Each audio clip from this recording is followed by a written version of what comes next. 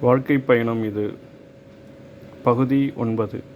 அவனும் அவளும் சேர்ந்து நடந்தார்கள். அவள் சிறிது தூரம் சென்றதும் காலில் இரும்புத் துண்டுகள் கண்டாள். குனிந்து எடுத்து சாக்குப்பையில் போட்டு கொண்டாள்.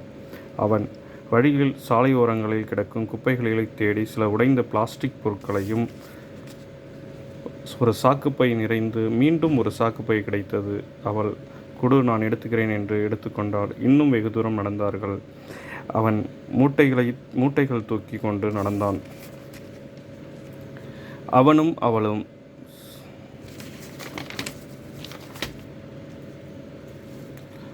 வெகு தூரம் நடந்து கொண்டிருந்தார்கள். அந்த ஸ்கிராப் கடை ஒன்று தென்பட்டது. அவன் கடைக்காரரிடம் இந்த இரு மூட்டைகளையும் கொடுத்தான். கடைக்காரர், என்னப்பா இது, கொடு என்று எடை தட்டில் வைத்து எடை போட்டார். அவன், எவ்வளவு அண்ணா எடை என்றான். கடைக்காரர், இந்தாப்பா 15 கிலோ இருக்கு, இந்தாப்பா 130 ரூபா கொடுத்தார். அவன் வாங்கி கொண்டு சாக்குப்பையை எடுத்துக்கொண்டு சென்றான்.